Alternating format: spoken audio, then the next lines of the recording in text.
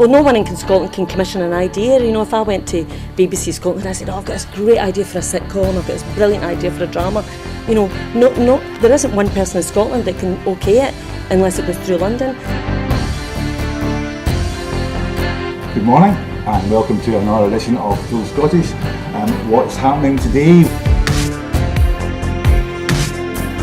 Hello and welcome to the Full Scottish here on Broadcasting Scotland. Scotland is going to be an independent country. That need, that desire for independence is ever stronger than perhaps it was in 2014. So there's an obligation that we've got to give leadership to that campaign. That's what Nicola Sturgeon, as our First Minister, has been doing. My feeling about Boris Johnson is he can't be trusted on anything. That is now and forever will be known as the rape clause. I'm old enough to remember going into Europe in '73, and I remember how much of a razor's edge that was a balanced on. And I think we made it by 53%, if I remember correctly, for going in. And ever since that time, England particularly has been pretty much schizophrenic, down the middle about whether it felt British or whether it felt European. And that schism, that crack has remained throughout English society ever since. Scotland means business. Scotland's voice won't be stilled, it won't be silenced, it has to be heard. About the work that's been done by Broadcasting Scotland in giving community activists, yes activists, Scottish activists a platform other than the traditional media outlets.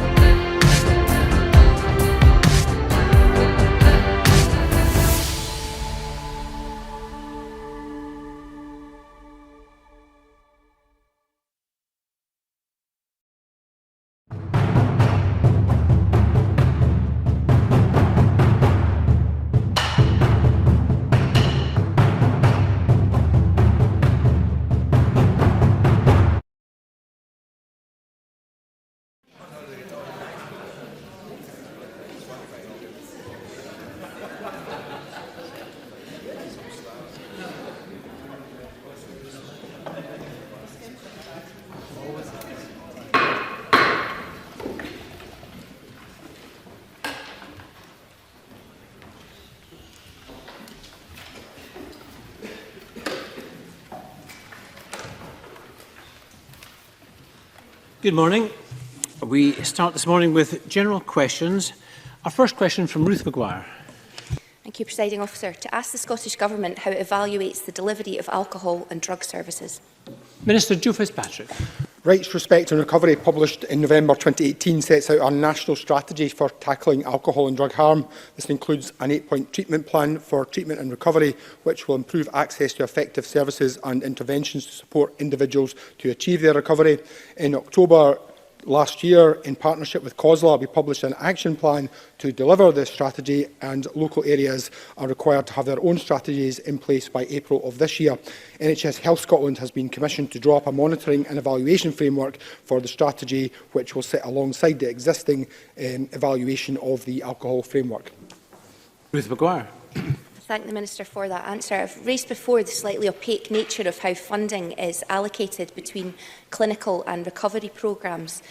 How will the Scottish Government ensure accountability and transparency around funding and delivery of outcomes so that successful community-based recovery initiatives like recovery cafes that are running in Ayrshire, which provide not only practical support but also hope and purpose, can be scaled up for the benefit of my constituents?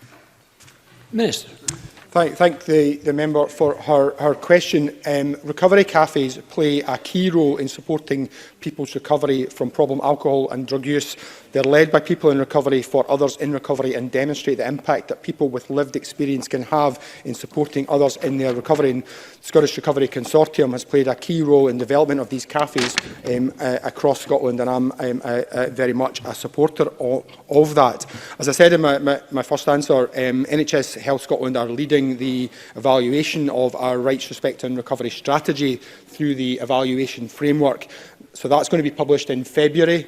The framework will be used to monitor and evaluate progress against commitments and outcomes from rights, respect and recovery on an ongoing basis. That's going to sit alongside the existing framework for alcohol prevention framework, but I think it's important that it goes further than just looking at medical support for people in recovery, but also at that kind of wider wraparound, which I think very much includes recovery cafes and other such initiatives, and some of which are doing fantastic work and maybe don't get quite the recognition that they deserve. David Stewart.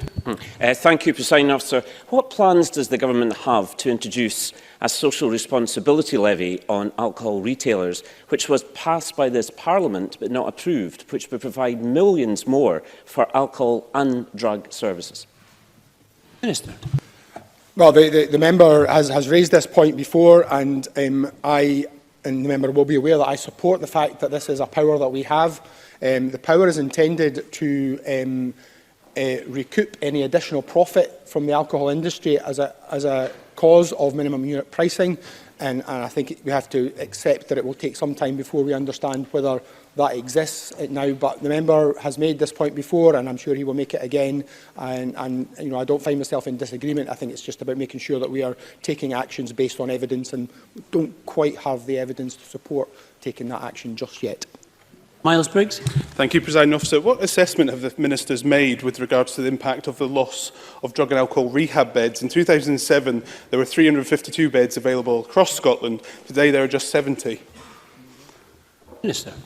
Across Scotland, drug and alcohol partnerships will be shaping their services according to local circumstances, and I know that particularly in Glasgow there has been a major reshaping of recovery services there in terms of to focus on folk who need that particular acute support, and there is a shift towards more community recovery.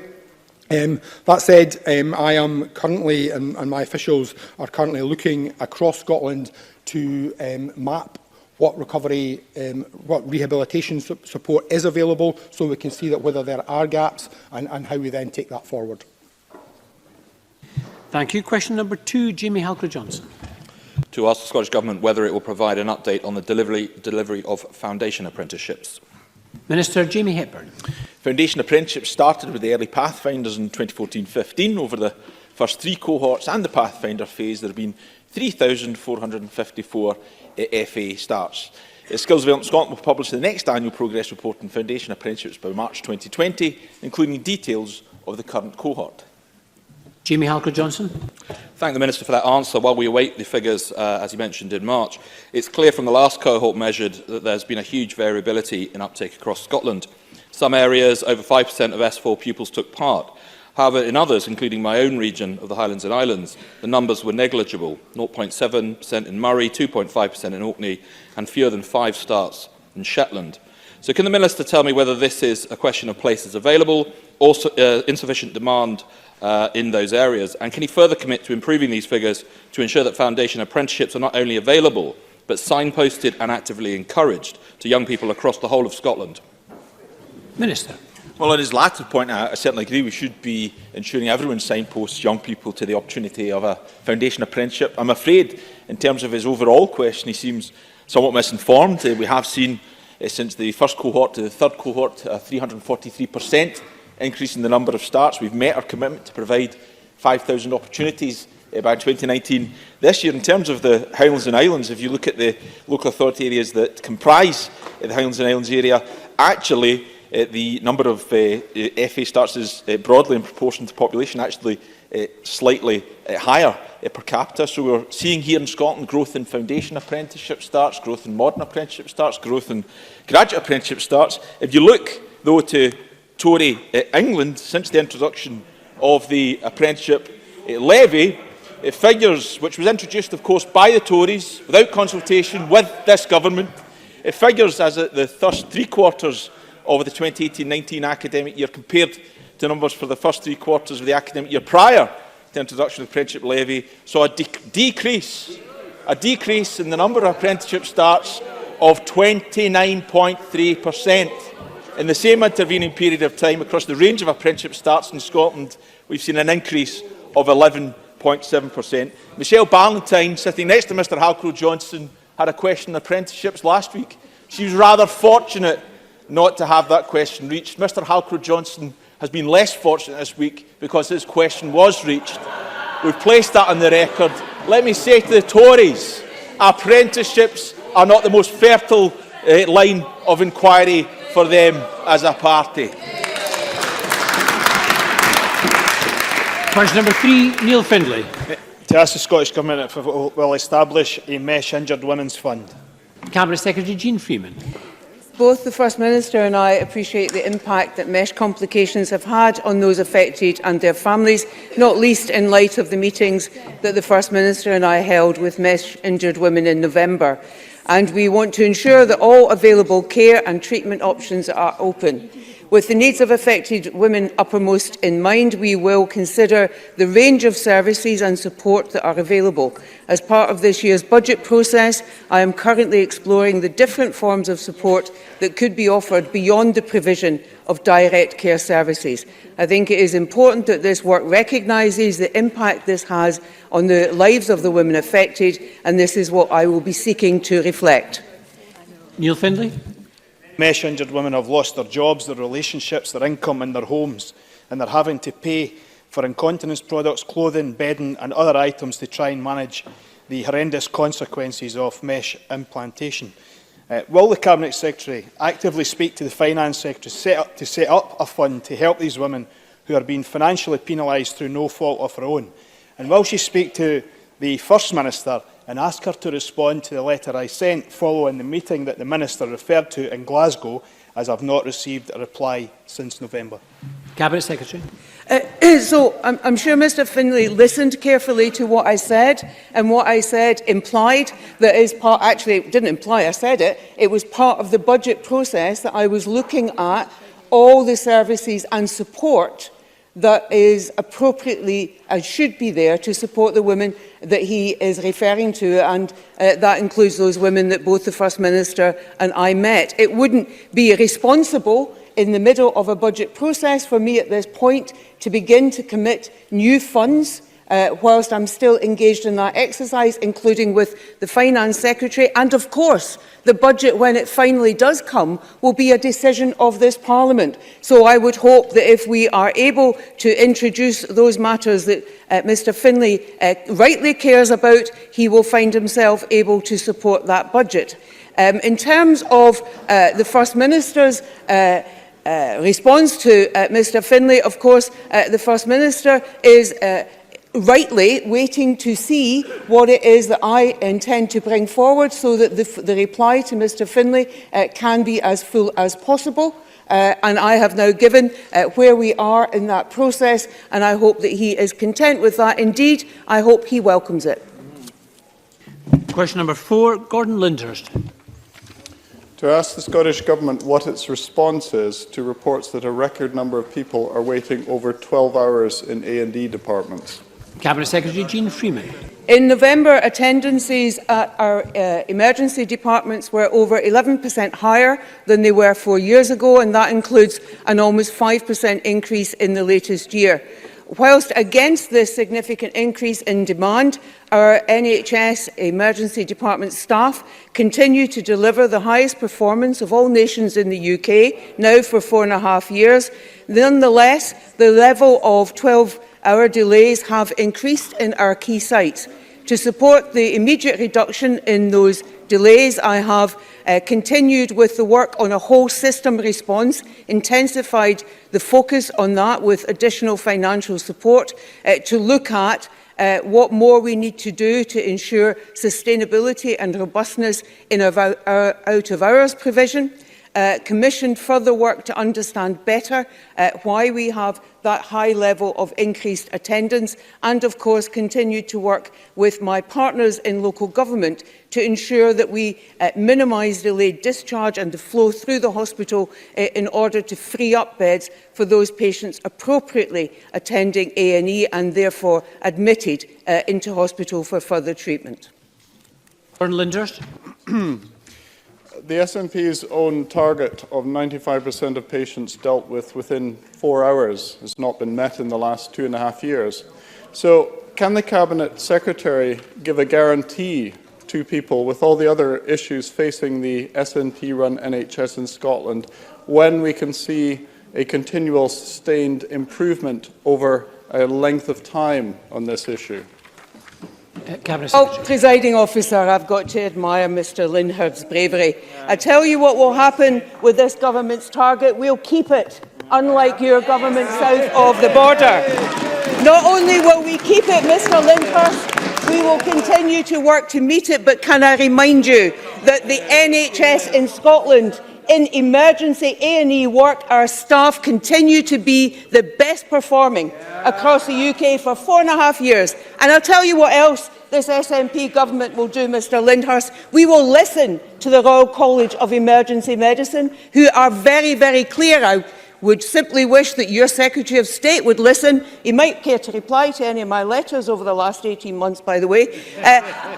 We will listen to the Royal College of Emergency Medicine, who tell us that that target matters and that it should be kept. So we will continue to work towards that target. We will continue to be the best performing NHS in the UK. We will continue to have a single system NHS, which your colleagues south of the board continue to break up. And we will keep that target, unlike your colleagues south of the border who intend to abandon it. And by the way, the reason I mention your colleagues is because you and those others sitting in the benches want to run our health service in Scotland. God help us if that day ever comes.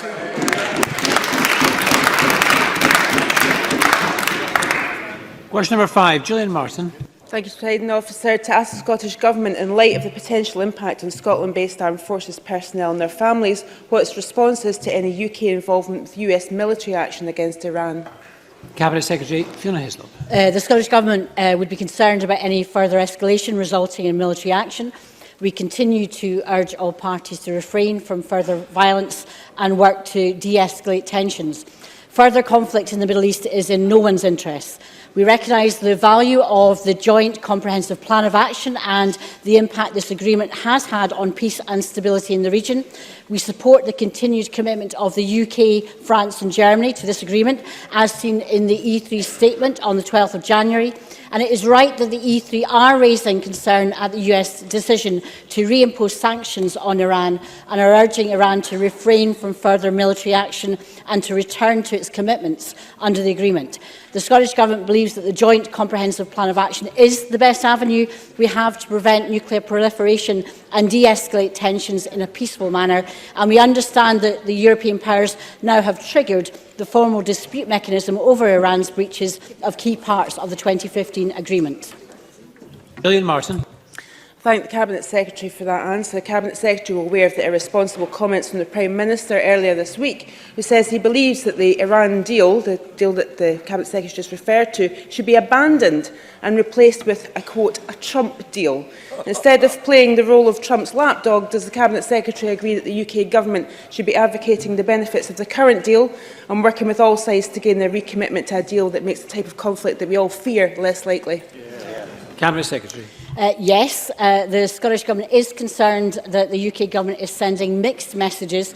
The Prime Minister made his comments on the same day the UK, as part of the E3, activated the formal dispute mechanism of the current agreement and stated publicly, and I quote, their overarching objective of preserving the agreement. So if this can lead to the reactivation of all elements of the agreement, this offers the best prospect of preventing nuclear proliferation by Iran. So we support the comments of the EU High Representative, recognising the agreement as a significant achievement of multilateral diplomacy and reiterating the importance of the preservation of this in light of heightened tensions.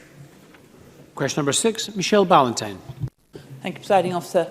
To ask the Scottish Government what progress has been made on resolving the issues preventing the opening of the Royal Hospital for Children and Young People in Edinburgh. Cabinet Secretary Jean Freeman. We remain on track to deliver against my previously announced timescales, of spring for the move for DCN and autumn for the move to the new Royal Hospital for Children and Young People. All actions relating to medical gases and drainage are now complete. Good progress is being made with ventilation, electrical issues, fire safety and water. The Senior Programme Director continues to ensure that the facility will be fit for occupation and is overseeing the NHS Lothian Action Plan. The Oversight Board, chaired by the Chief Nursing Officer, continues to oversee the work to ensure that the hospital is safe and is delivered as planned. Michelle Valentine. I thank the Cabinet Secretary for that answer. The Cabinet Secretary has been very keen to suggest that the Scottish Government has no responsibility for this debacle. But the fact remains that the capital finance was provided by the Scottish Government and they were responsible for the due diligence checks on that spend.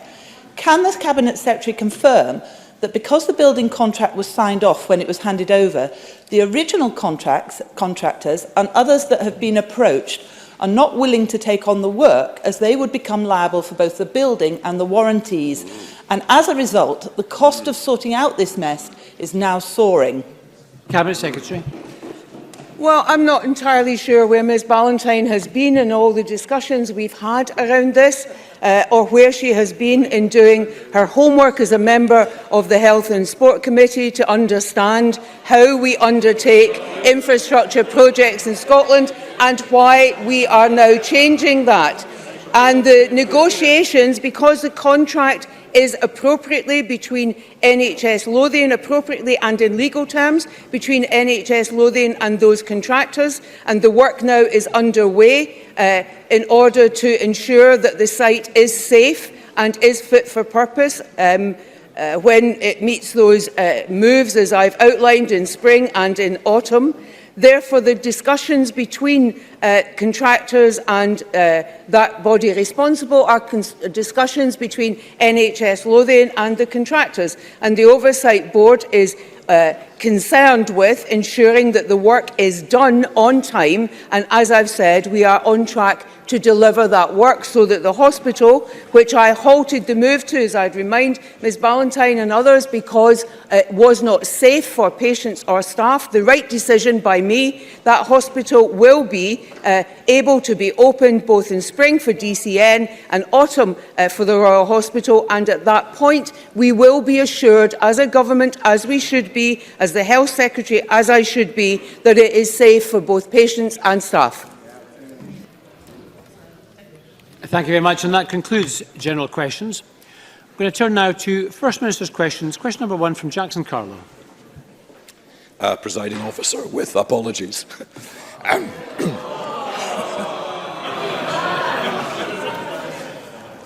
That's probably the nicest the SNP benches have been to me in 13 years. Last week at First Minister's questions, the First Minister was in denial about the state of Scottish education.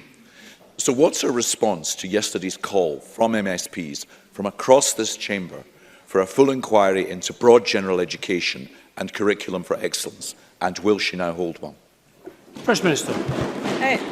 The Scottish Government will abide by the decision of Parliament yesterday, and the Deputy First Minister will set out in due course how that will be taken forward. Of course, I would point out to Jackson Carlow that there was a review of the broad general education carried out by the OECD in 2015, and when it issued its report and made its recommendations, the Scottish Conservatives welcomed it and said that they agreed with its recommendations. There is already a commitment to ask the OECD to carry out a review of the senior phase, but of course we will abide by the decision that Parliament took yesterday, whether or not we consider that that is necessary.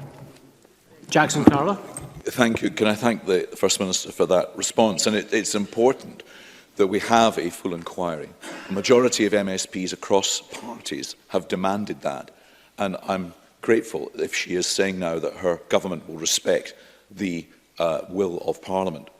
But surely, I hope in so doing, she also accepts, as do the majority of MSPs in this chamber, that there are key weaknesses in key aspects of Scotland's school education and the qualification structure that challenge her government's claim that after 13 years of SNP, Scotland's schools are producing a strong set of results. First Minister. Well, firstly, can I say to Jackson Carlaw that I welcome his comments, of course, about the will of Parliament, and I hope the Scottish Conservatives will apply that generally to decisions of this Parliament. But secondly, it is not and it has never been the position of me as First Minister, the Deputy First Minister as Education Secretary, or this entire government, that there are not areas of improvement that we require to see happen in Scottish education. That is why we are taking the action that we are taking. It is, of course, why there was that review in 2015 by the OECD into the broad general education, and why the Deputy First Minister has instructed a review into the senior phase. But what I did last week, and what I will do again today, is point to the evidence. And the evidence, whether we look at performance at level 5, whether we look at performance at level 6, which of course is higher, whether we look at performance in terms of the numbers of pupils achieving 5 hires or more, then all of the evidence says that that performance is improving. Of course, we want to see it improve even further, which is why we will continue with the range of reforms that are underway in Scottish education. Jackson Carlaw. I mean, let's just remind ourselves of some of the concerns that were raised in yesterday's debate. Over 50% of schools only offer 6 subjects in S4. National 4, National 5, higher and advanced hires being taught in the same class, the lowest higher and advanced higher results for 5 years. I mean, these are serious matters and they should command our attention. In saying that the First Minister will respond to the call from Parliament yesterday, does she accept the nature and scope of the inquiry that has to take place, beyond simply accepting that there are some things going right in Scottish education, that it has to now focus on the things that are going wrong? Well, First Minister. I think if you are going to instruct a review, it's important to allow that review to do its work. That's what we did in 2015 with the OECD review on the broad general education, which I think reported early in 2016. And of course, that is the intention of the review now into the senior phase. But as I said earlier on, the government will come back later to see how we intend to take forward the decision that Parliament took yesterday. But Jackson Carlaw never really, and I can understand because it doesn't suit his narrative here, he never engages with the facts that I put forward in the chamber. So let me just repeat some of them today. In 2006-07, I'm talking about level 5 here, the percentage of school leavers getting a level 5 qualification was 71.1%. In the most recent year we have statistics for, it was 85.9%. Looking at hires, when we took office, less than half of pupils left school with a hire. The percentage was 41.6%. Today, almost 2/3, 62.2% of pupils leave school with a hire. In 2009, the percentage of pupils leaving school with 5 passes or better was 22.2%. Today, that is more than 30%. So I readily accept that further improvement is required. That's why we're taking the action we're taking. What would be good once in a while would be for Jackson Carlaw to accept the progress that these statistics say is taking place in Scottish education. Jackson Carlaw. The First Minister very often accuses others in this chamber of not just having listened to the answer that she gave. In the question I just put, I began by saying that we accept that there are many things that are right in Scottish education. But I said that Parliament yesterday goes way beyond just wanting to pat ourselves on the back about those issues and feels we now need to deal seriously with the things that are going wrong. And it's the things that are going wrong that this government consistently dismisses, undermines and refuses to engage with. And the suspicion from just hearing the answer the First Minister has given is that this review is going to be a whitewash, not a proper investigation into the real problems that exist. So will the First Minister agree and repeat, not just that she's going to consider in due course, but this will be a full inquiry that will deal directly with the issues in which a majority of this Parliament, from all parties other than her own, accepted needed to be dealt with as a matter of urgency. First Minister. I think Jackson Carlaw needs to be really quite careful here. Now, I'm going to take the positive out of this, and perhaps we can get some kind of consensus here, because if I heard Jackson Carlaw correctly, then I think what he was now conceding is that in terms of the pupils leaving school with national 5 higher qualifications, 5 hires or more, then we are seeing progress going very much in the right direction. If Jackson Carlaw is now conceding that, then that is indeed progress. I have never stood here and said that there is not a need to look at where further improvement is required.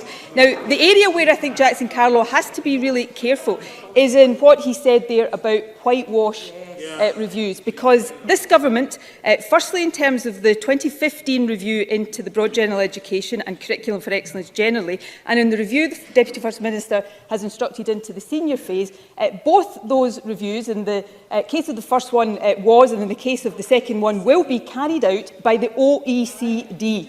Now, surely Jackson Carlaw is not suggesting in any way, shape or form that that will be anything other than an independent and robust review. And in fact, the 2015 one, as I said earlier on, was welcomed by the Scottish Conservatives and they accepted and agreed with its recommendations. The Deputy First Minister will reflect on what Parliament decided yesterday. I've said we will abide by that and come forward with how that will be taken forward. But I think any fair-minded person would look at the reviews that this government has instructed so far and not come to the conclusion that Jackson Carlaw has done. There is progress in Scottish education. We want to see that progress continue and accelerate. That's why we will continue to get on with that job.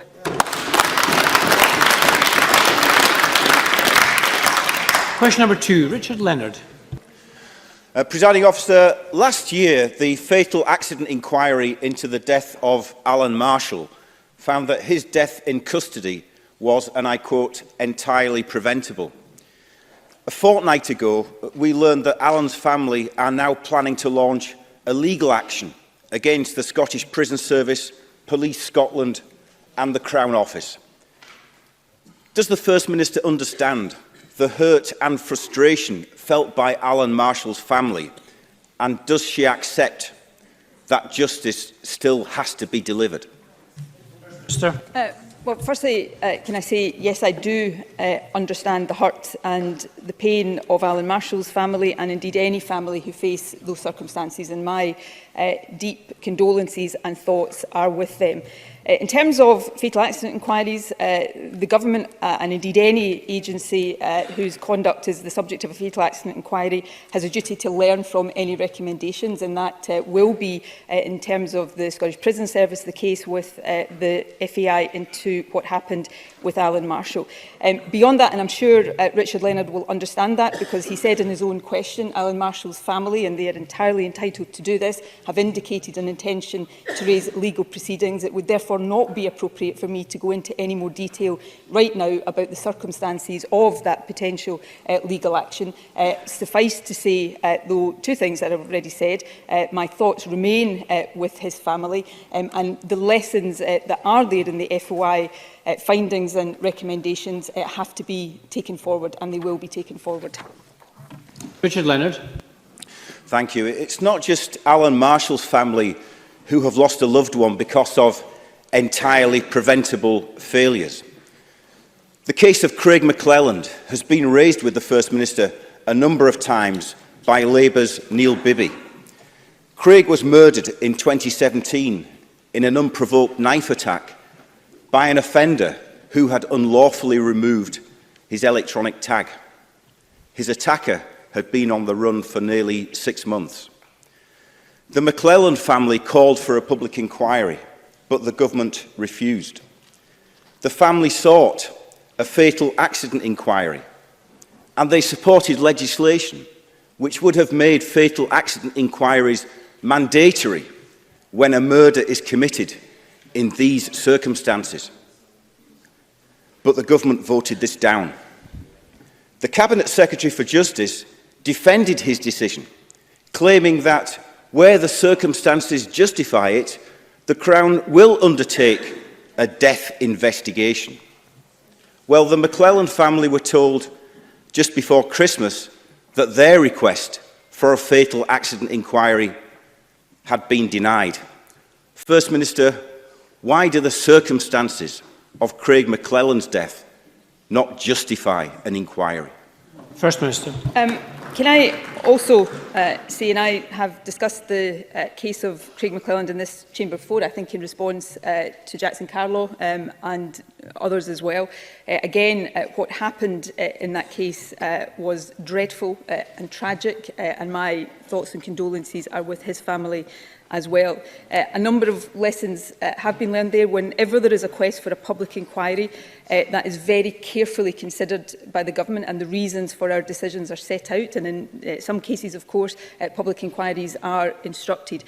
As I hope Richard Leonard knows, decisions on fatal accident inquiries are constitutionally entirely matters for the law officers, for the Lord Advocate and the Solicitor General. They are not decisions of the Scottish Government, and nor should they be. And therefore it is not appropriate for me to second guess or comment on the decisions that law officers take in that regard.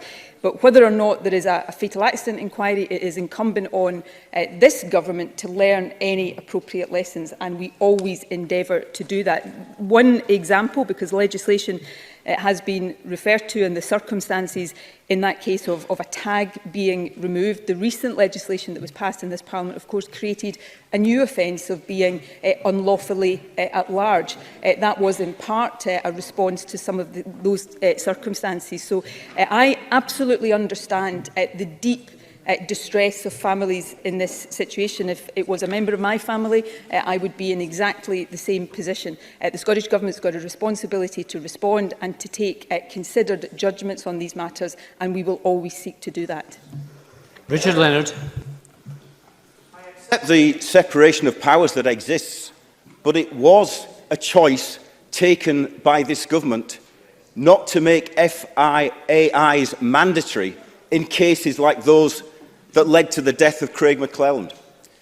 And the two process reviews conducted following Craig's tragic death did highlight significant failures in the home detention curfew system. And these failures only strengthened the case for an independent inquiry. Craig McClelland's family have met with the Cabinet Secretary for Justice. They have listened to what he has got to say, but they have no confidence that lessons have been learned. Just last month, the Justice Secretary laid before Parliament new regulations on the use of tagging equipment, just 3 days before they were due to come into force. So he breached parliamentary procedure, sidestepped full scrutiny, and so potentially put public safety at risk. First Minister, it is your duty to ensure that the public has confidence in the justice system. The families of Craig McClelland and Alan Marshall have been badly let down.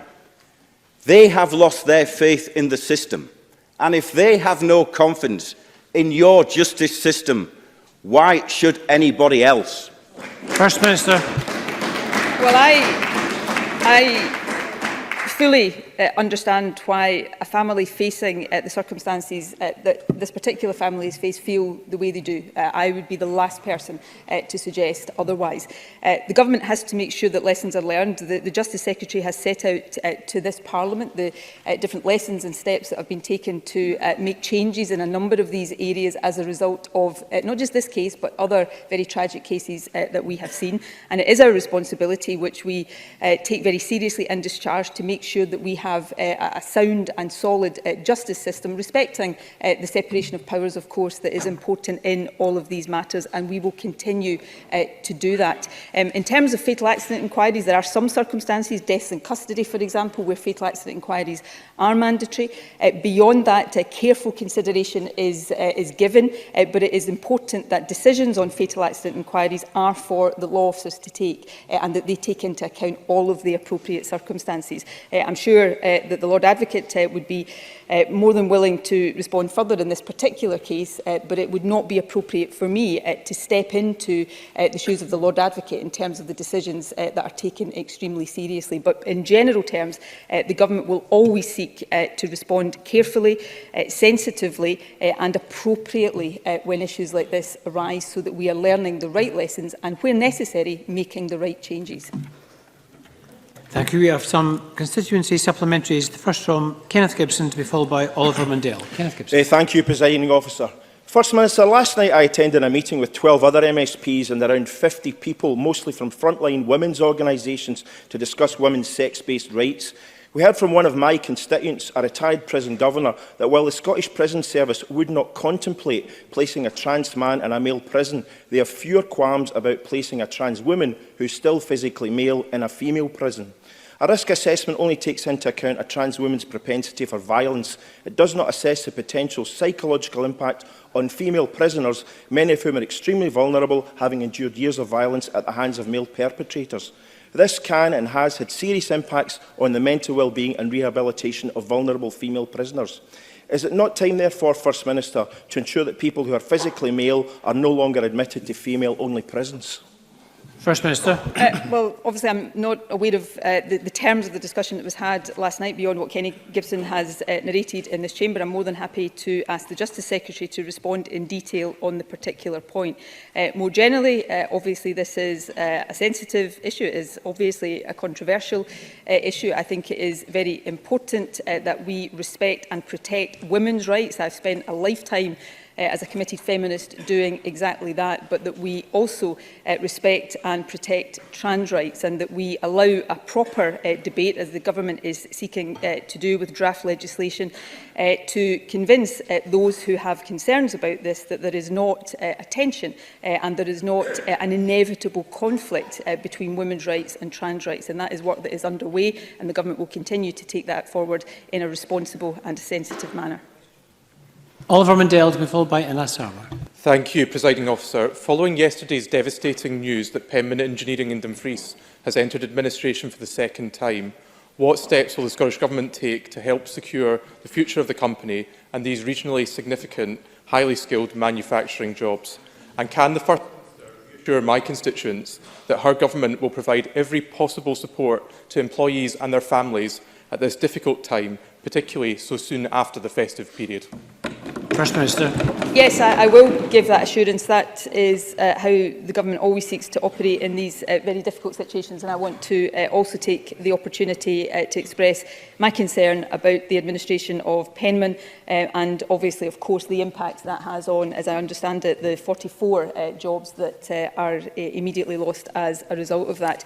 The government's immediate concern is the workforce, and we will do all we can to support them. Affected employees have already received information on PACE support. Arrangements, I understand, are underway for a PACE event to be held in Dumfries on Monday, the 20th of January, next Monday. Scottish Enterprise is also establishing contact with the administrators to provide whatever support it can to help, working closely, of course, with partners within the South of Scotland Economic Partnership. And I'll ask the Economy Secretary to make sure that the member is kept fully updated.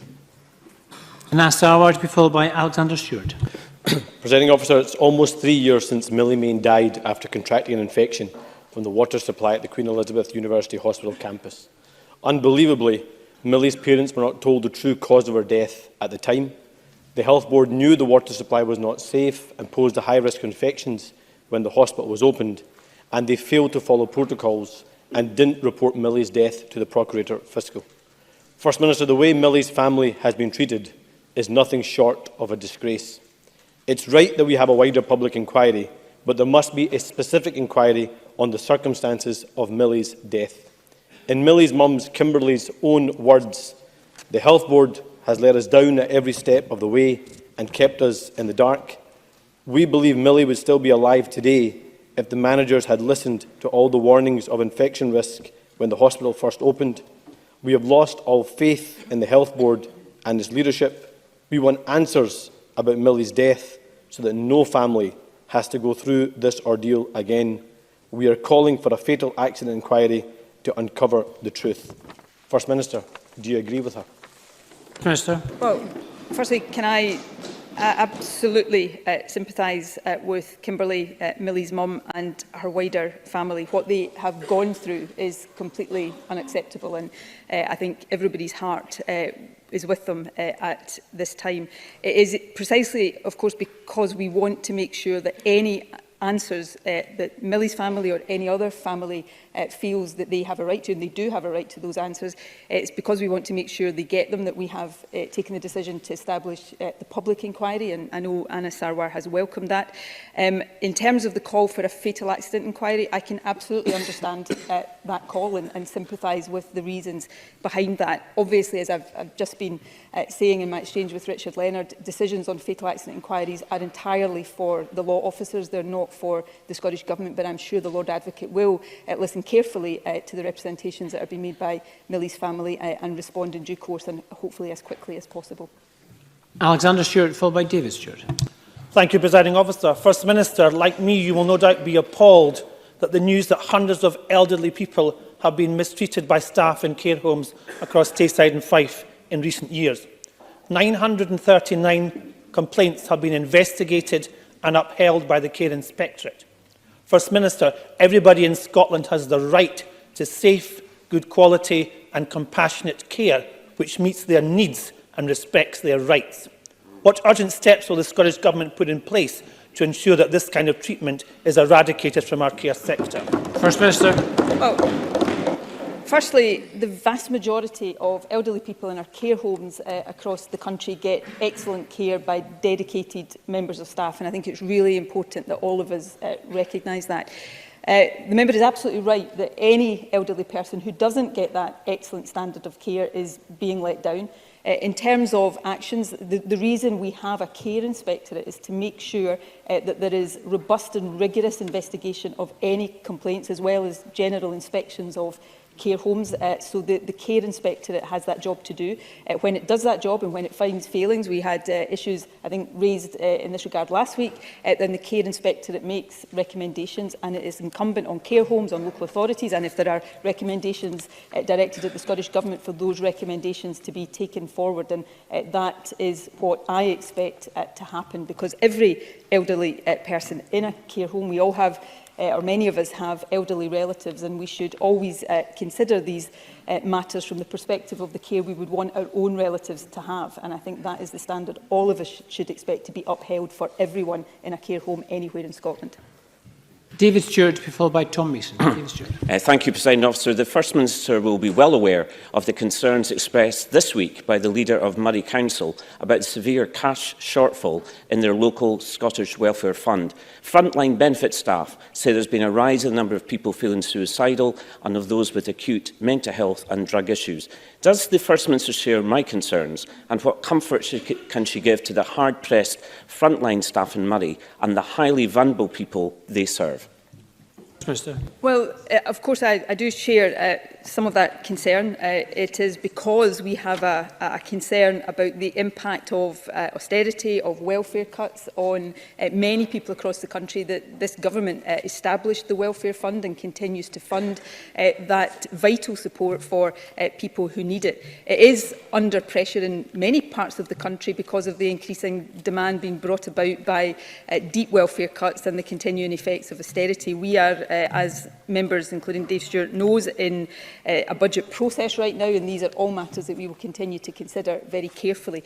But in this area in particular, it is really important that we focus on the source of this problem. We will always do everything we can to mitigate the impact of these cuts, but the sooner we get into a position in this Parliament where we can stop having a situation where the poorest in our society are treated in this way through welfare cuts, the better. So let's also focus on tackling the source rather than focusing on what we can do to mitigate it, which of course we will always continue to do as far as we can. And Tom Mason. Thank you, Presiding Officer. According to the latest statistics, 44% of chronic pain sufferers in the NHS Grampian waited longer than the 18-week target for their first pain clinic appointments. The patient group Arthur Sayre has been trying to organise a meeting to discuss this with the Scottish Government since October, without success, saying that, and I quote, "The lack of care, respect and compassion by Scottish Government is a national disgrace." In addition, the Health Secretary has cancelled her appearances at the last two meetings of the cross-party group on chronic pain, leaving patients from across the country without answers. With this in mind, will the First Minister take personal charge of this situation and make sure that patients get both their meeting with the Scottish Government, but more importantly, the improvement in treatment they desperately deserve and need? Well, Well, I thank Tom Mason for the question. I'm not aware, well, I haven't been aware until he raised it about the meeting request. I'll certainly be happy to have that looked into. I'm sure the Health Secretary would be happy to meet with any organisation that wanted to discuss these issues. The Health Secretary tells me she is due to meet with the co-conveners of the cross-party group shortly, I think, in order to discuss these issues. More generally, of course, we have our waiting times improvement plan, which not just on the issue of chronic pain, but across the health service is targeted at ensuring that we reduce waiting times and ensure that people are treated within those targets. Thank you. Question number 3, Alison Johnston. No means we stay in. We're members of the European Union. This is what Ruth Davidson told Patrick Harvey and The Nation during a TV debate in 2014. Now we're a fortnight away from losing our status and rights as EU citizens. Our EU friends and neighbours here are fearing for their futures. Our children are denied the right to move, live, work and love in 27 other countries. We're denied the right to have a say in our future. Does the First Minister agree with me that the people of Scotland deserve so much better? And can she tell us how her government will use the powers it has to stand against this assault on our rights? First Minister. Yes, I agree that Scotland deserves so much better than a Conservative government ripping us out of the European Union against our will. And I don't just believe that we deserve better, I believe we could have much better if we were an independent country able to cooperate in the European Union in our own right. The Scottish Government will use all of the powers at our disposal to mitigate the impact of Brexit, as we have been doing, for example, to provide support and advice to European nationals who have been treated utterly shamefully by this UK government, and we will continue to look at every way in which we can do that. But of course, Scotland deserves the right to decide its own future.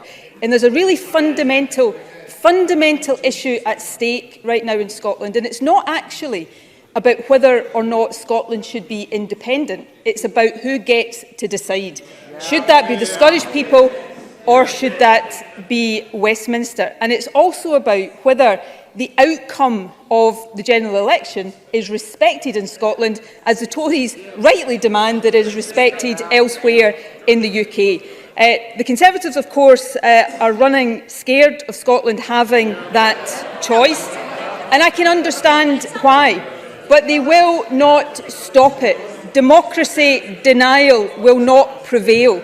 But the longer the Tories and perhaps others in this chamber persevere with the attempt to deny democracy, the more certain it becomes that Scotland will be an independent country.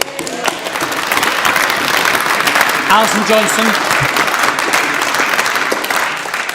The First Minister will share my concerns that we'll no longer be able to rely on the EU for access to environmental justice.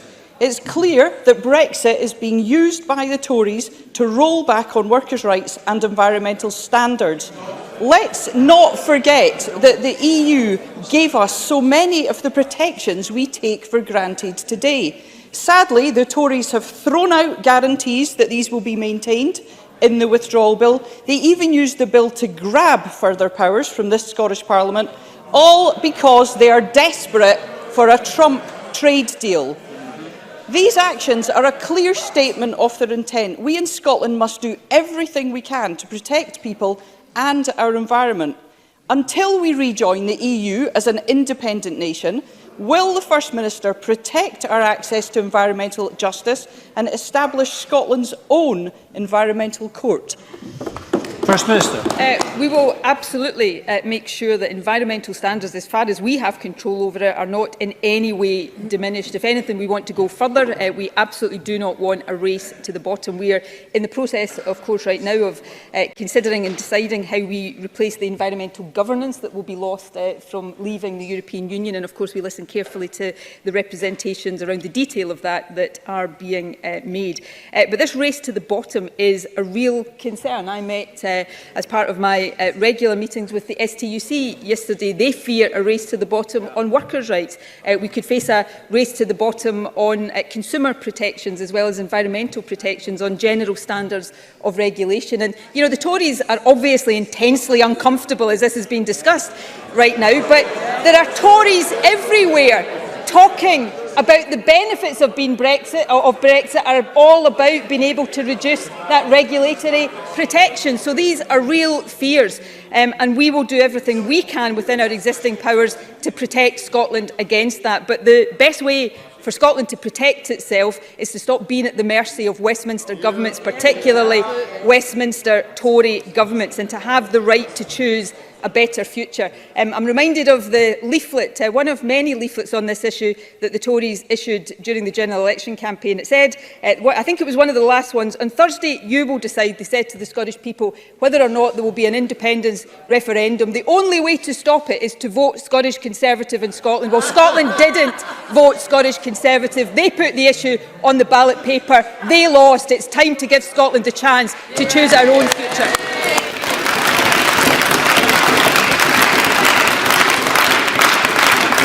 We have some further supplementary questions.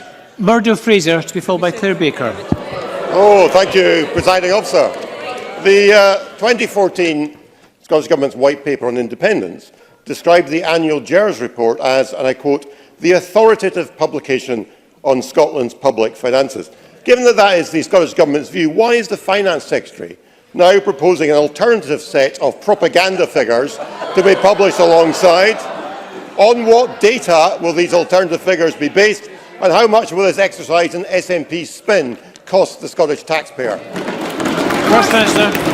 GERS, which the Scottish Government publishes every year, sets out the situation not under an independent Scotland, but under Westminster government. So why would we set out different figures? So that we can show what we can do differently in Scotland.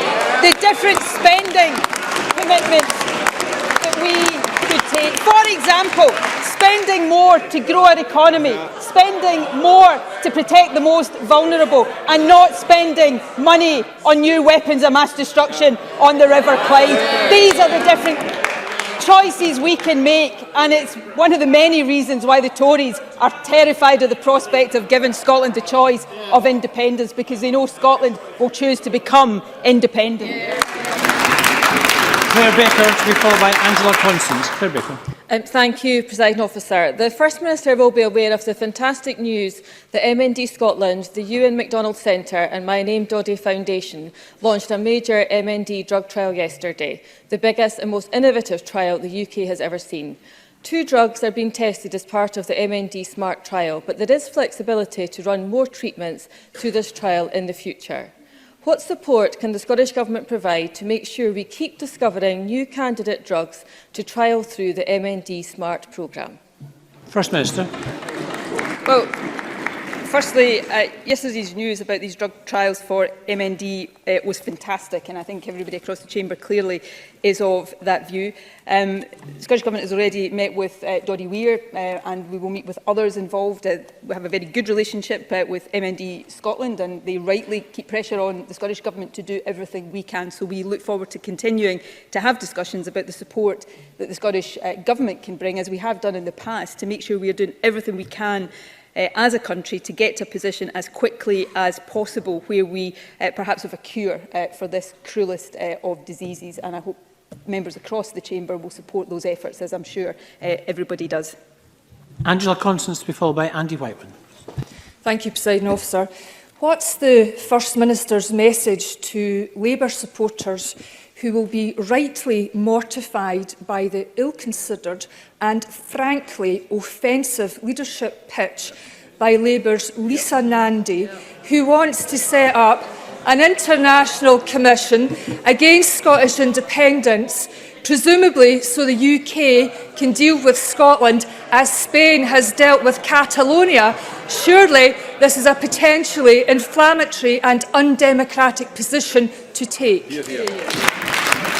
Briefly,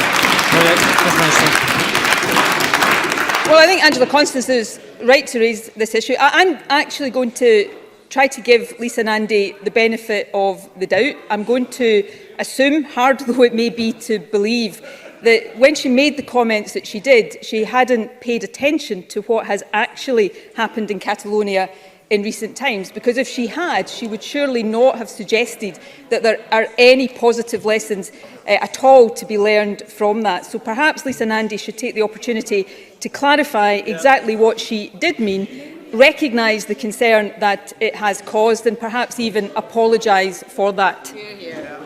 Andy Whiteman, to be followed by Mike Rumbles. Andy Whiteman. General and the Accounts Commission have today criticised the city-region deals for a lack of aims and objectives. What will the First Minister do to ensure that the billions that are committed to these directionless deals contribute to the transition to a zero-carbon economy, rather than funding retrograde proposals like the £120 million flyover at Sheriff Hall in Edinburgh? First Minister.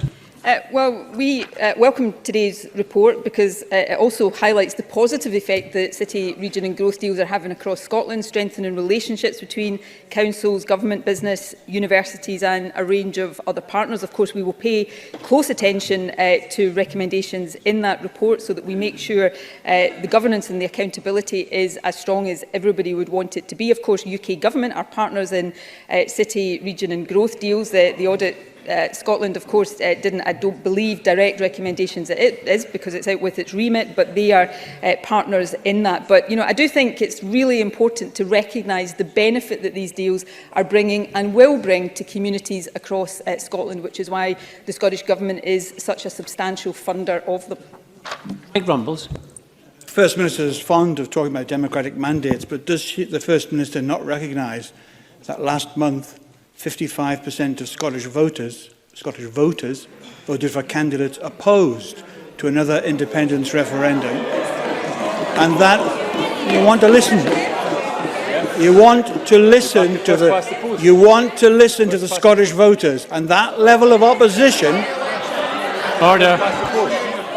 Let's hear the question, please. That level of opposition has not changed one iota since 2014. First Minister. Well, Mike Rumbles might not have intended this, but he's actually just made an argument for having a referendum so that we can put that to the test. We stood on a mandate and on a platform to offer an independence referendum and give people the choice.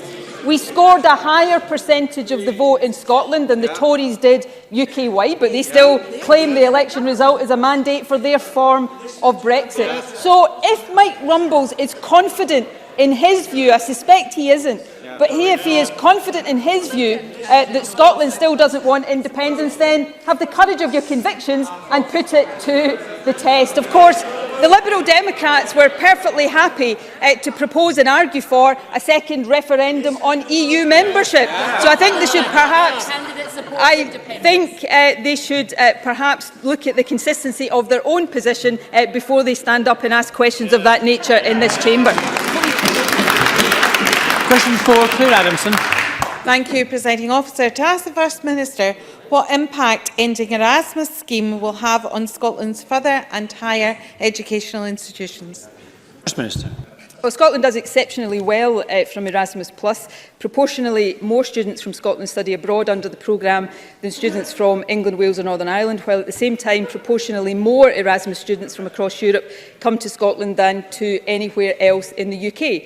Ending our participation in Erasmus would be a huge step backwards. It would be a disaster for our universities, whose campuses enjoy the diversity and internationalism that the programme brings. It would be a disaster for our students. The ability to study abroad, learn about new cultures, develop self-confidence and improve language skills are things that should be championed. They certainly should not be abandoned. Claire Adamson. Thank the First Minister for her answer, and not surprising Scotland does so well, given it was Madam McCaw's Winnie Ewing who was instrumental in establishing the Erasmus programme. But Boris Johnson has claimed that Erasmus will continue as normal. Cold comfort, given that his party voted against the scheme during the progress of the EU withdrawal bill. Does the First Minister agree that Scotland and our European neighbours reap huge cultural and educational benefits from Erasmus, and it's incumbent on the UK Government to legally guarantee this without delay? Minister. Yes, I do agree, and I think if the Tories' assurances around Erasmus were worth anything, then they wouldn't have voted against legally protecting the scheme when they had the opportunity last week. Safeguarding the future of our participation in Erasmus is essential. I believe it has broad support across the whole of the country, including in this chamber. And it's important to note that the programme supports not just students, but schools, youth groups, sports clubs, providing them with the opportunity to learn and grow from time spent abroad. That's why the Scottish Government continues to put it to the UK Government that they must urgently confirm their intention to participate and set out exactly how that will operate. Of course, our preference is for the whole of the UK to remain associated, but in the event that the UK Government does choose to abandon the programme, we are also considering what routes are available that would allow Scotland to remain a member. Question 5, Peter Chapman. Thank you, Presiding Officer. To ask the First Minister what measures the Scottish Government is taking to address the reported crisis in wild salmon stocks. First Minister. It is Scotland's Year of Coasts and Waters. Last week, the Scottish Government announced £750,000 of funding for a project to investigate the migration of wild salmon on the West Coast. This builds on an ongoing programme of research and monitoring, which includes the Murray Firth Tracking Project, and will help to develop a body of evidence on the complex challenges salmon stocks face across Scotland. In addition, we've committed to the development of a wild salmon strategy and the programme for government, and working with key stakeholders, we will continue to do everything possible to safeguard the future of Scotland's wild salmon. Peter Chapman. I thank the First Minister for that answer, and I reflect at the start of the new salmon season how iconic wild salmon are to Scotland's history and culture, and that angling still supports many jobs in rural Scotland. And I welcome the measures such as the £750,000 grant to help track salmon on their journey across the North Atlantic, which the First Minister mentioned. And this will hopefully lead to a better understanding of the challenges salmon face in their migratory routes. Wild Atlantic salmon are a powerful symbol of the health of our rivers and oceans, and the first task is to make this a conservation issue of the highest importance. And will the First Minister commit to working across international borders to ensure we do not lose this valuable species? And does she believe that the Rural Economy Committee's recommendations on aquaculture are being actioned fast enough to ensure that salmon farms can continue to be environmentally sustainable as they continue to expand? First Minister. Well, actually, I agree with much of the thrust of that question. Of course, this is a challenge across the North Atlantic. It's not unique to Scotland, but it is important that we take the actions that I have already set out. I agree very much with the member in terms of his comments about the iconic status and nature of wild salmon in Scotland, but also about his economic points. Angling makes a key contribution to many rural areas across Scotland. Specifically on the conservation point, we already have a rigorous regime of statutory salmon conservation orders, which are refreshed annually. The 2020 conservation assessment takes account of the most recently available catch return statistics in assessing the status for a number of rivers and river groupings. Regulations for the 2020 season were laid in December and will be considered by the committee. And of course, beyond that, more broadly, we've continued the ban on coastal netting of wild salmon around Scotland, which was introduced in 2016, and will continue to consider carefully any recommendations that the committee makes. Thank you. Question number 6, James Kelly. Thank you, Presiding Officer. To ask the First Minister what the Scottish Government's response is to reports that Police Scotland have spent £11.6 million in compensation over the last 5 years. Minister. Well, civil claims arise out of a wide variety of situations and are resolved according to their own particular facts and circumstances. The Scottish Government expects all public bodies to conduct litigation with careful regard to the public purse. It is, of course, for Police Scotland to determine the level of compensation payments. These are dealt with individually on a case-by-case basis and with a view to securing best value. James Kelly. Thank the First Minister for that answer. The fact that police compensation claims have doubled between 2015 and 2019 demonstrates the scale of problems throughout Police Scotland. On the front line, a recent survey revealed that nearly 3/4 of officers had gone to work feeling physically unwell, and more than a third faced mental health challenges. And on resigning, as chair of the SPA, Susan Deakin, described governance and accountability in policing as fundamentally flawed. So will the First Minister agree that the Scottish Government should apologise to frontline officers for the disarray that currently exists in their working environment, and will she urgently set out what steps the Government will take to deal with the serious structural problems within Police Scotland? First Minister.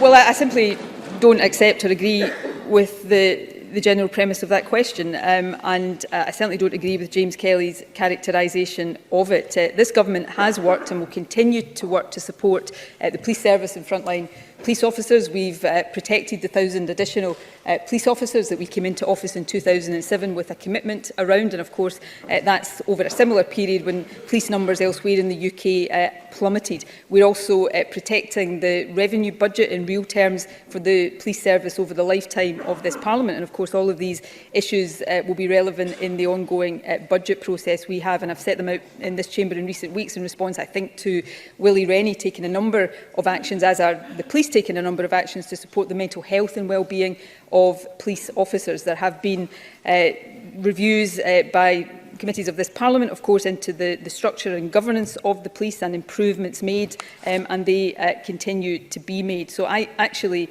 think that our police service does a tremendously good job, and they deserve our deep gratitude for that. Thank you very much. And that concludes First Minister's questions. We're going to move on shortly to a members' business debate in the name of Lewis Mcdonald on sustainable development goals in Scotland on target for 2030. But we're going to just suspend shortly to allow members, ministers and the gallery to change seats. A short suspension.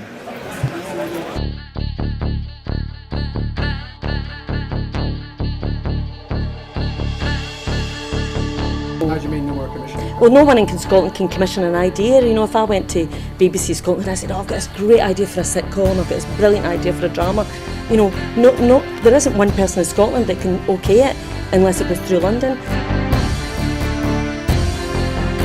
Good morning and welcome to another edition of Full Scottish. What's happening today? Hello and welcome to the Full Scottish here on Broadcasting Scotland. Scotland is going to be an independent country. That need, that desire for independence is ever stronger than perhaps it was in 2014. So there's an obligation that we've got to give leadership to that campaign. That's what Nicola Sturgeon, as our First Minister, has been doing. My feeling about Boris Johnson is he can't be trusted on anything. That is now and forever will be known as the rape clause. I'm old enough to remember going into Europe in '73, and I remember how much of a razor's edge that was a balanced stone. And I think we made it by 53%, if I remember correctly, for going in. And ever since that time, England particularly has been pretty much schizophrenic, down the middle about whether it felt British or whether it felt European. And that schism, that crack has remained throughout English society ever since. Scotland means business. Scotland's voice won't be stilled, it won't be silenced, it has to be heard.